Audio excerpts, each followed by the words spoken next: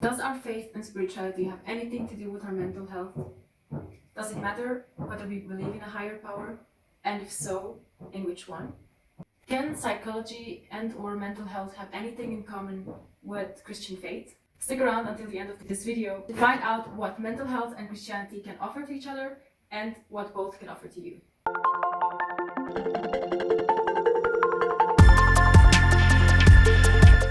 Hi and welcome back to Voice Calling Out. My name is Judeo-Christian. I am a theologian and a psychologist living in Switzerland.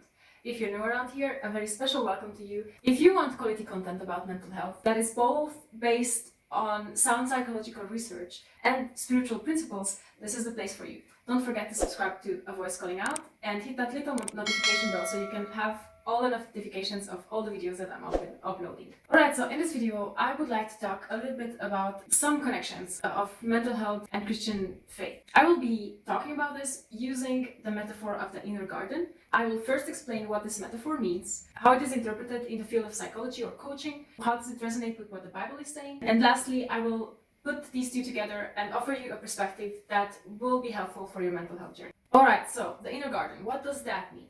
Well, chances are that if you're someone who is interested to learn more about mental health stuff, you have come across variations of this metaphor. Basically, the inner garden is a very useful metaphor because it talks about what happens on the inside. So it doesn't have to explain, oh, this is your psyche, or this is your soul, or this is your spirit, or however you want to call it. It just creates an imagery that helps us all understand that it's about what's happening on the inside rather than what's happening on the outside. So the inner garden is your inner living space, let's call it like that. It's whatever you make out of your life. As a garden, it has the function to be nourishing, to have flowers, plants growing out of it, and just be generally a life-giving and life-supporting space. So the reason why I really love this metaphor is because it really has this huge frame that explains every aspect of how we are functioning. It has the inner thing, the soil, that's a given. That the different kind of soils will be good for different kind of plants, and that there is no really a necessity to say this one type of soil is good and the other one is bad. It's just what's given. But it also explains that in order for a garden to function, in order for life to be flourishing, you don't only need what's inside, you also need what's outside. You won't have flowers if you only have soil. You also need seeds, and seeds come from the outside. But you also need water, and you also need sun, and you also need the proper temperature. And these are basically the kind of the things that we have in our lives that are not a given, that do not come from ourselves, but come from outside. And it also explains the need for a gardener. And I really like the idea of having a gardener to our inner garden because it really represents the reality that whatever happens in our lives, whatever we make out of our lives, is not just putting together our genetics and what happens to us, and there you have it. We are the gardeners to our inner garden. So we have a responsibility to know when, what to let in, what to leave out, and how to manage this whole inner garden situation so that it will flourish. Now, in the field of psychology, be that through coaching or in a psychotherapy situation, the inner garden would be the image for your psyche or your soul, or however different directions of psychology call it. The soil would be your genetic predisposition, your personality, the stuff that comes within you. Personality traits such as high sensitivity or extroversion or neuroticism, all those kind of things are what's given. It's what you've been given to work with. And the outside life, the sun, the water, the seeds, all that, would be what happens in your life. Basically, stuff like the quality of your relationships. That's kind of the very big influencing factor in your mental health. The type of parents that you had, the type of home that you grew up in, your life events, your family's socio-economical status. All those kind of things are stuff that happen to us, and depending on the age that they happen to us, we have more or less agency to allow them to change something within. And third thing, the gardener, again, it's what in psychology also we call the self. It has to do with this agency of responsibility that first happens as we mature. We do not have this as babies or as little kids, but as we mature, we learn to take responsibility over our actions, and we learn to set up our boundaries in such a way that we let some things in that we recognize are good for ourselves, are for us, and some things out that we recognize are bad for us. Basically, in any kind of psychotherapeutical setting, what we do is try to make sense of your specific life situation in what happened to you or what is happening to you, and make sure we separate the good seeds from the bad seeds, so to speak, and regulate how much water you need for certain plants and what kind of soil you have, so what kind of plants go into that soil, and all those kind of questions with regards to your specific situation. And the biggest thing that we want you to take out of therapy is to learn this agency for yourself, you as a gardener, to make sure that you understand what's happening, what is your soil, and what are the plants, and how are the seeds in your life specifically, so that you don't need us therapists anymore to help you make this differentiation, but to be able to do that for yourself. Okay, but I just made the point earlier that this image is also congruent with the idea, with the story of the Bible. Well, yes, it is. There's nothing from this frame of working that isn't accepted and even reinforced by the story of the Bible.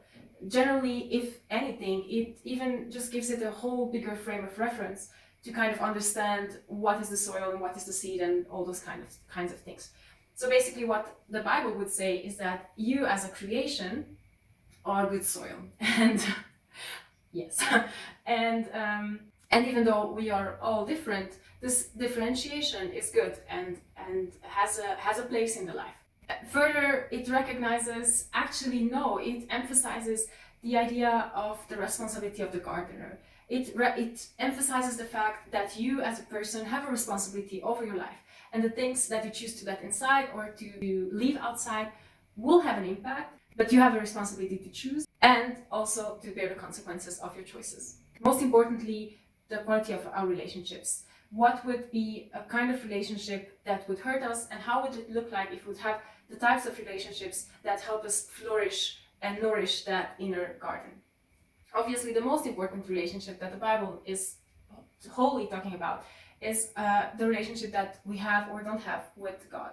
And basically, just like psychotherapists would conduct a diagnosis on an individual, situational level of what went wrong in order for you to display this and this disorder, the Bible does the same thing, but on an overall and overarching level of humanity, to basically respond to the question, what went wrong, so that we display these and these symptoms. The way things went wrong, according to the Bible, would be this. Imagine that you are a gardener.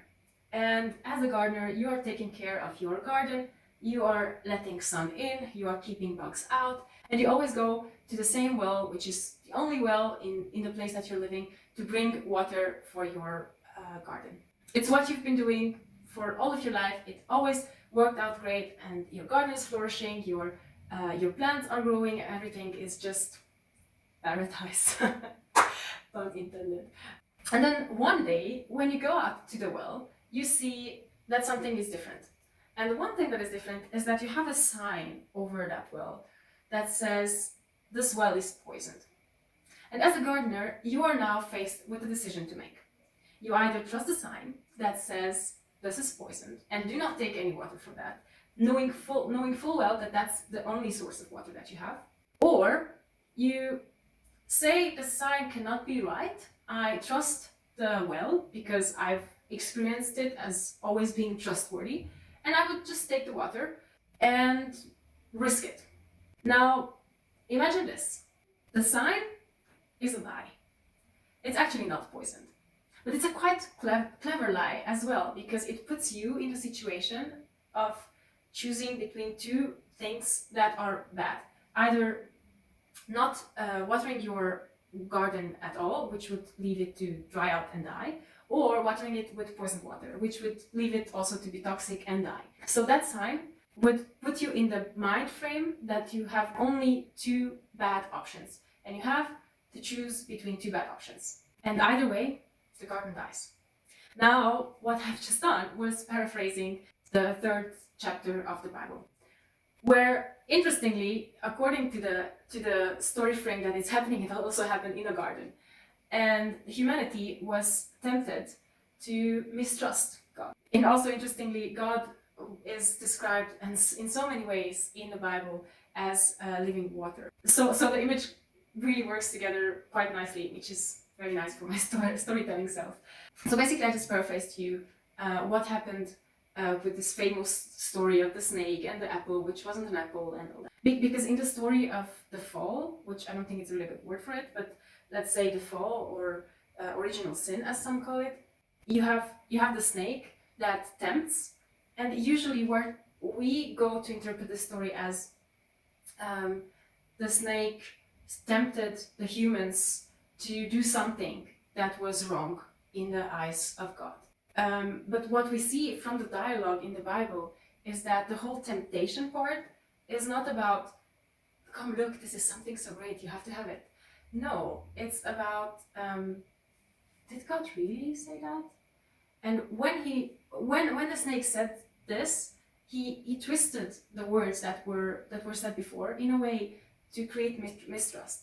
Basically, putting a poison sign over the well that is the living water to the inner gardens of humanity. This is how the interpretive frame of the Bible works.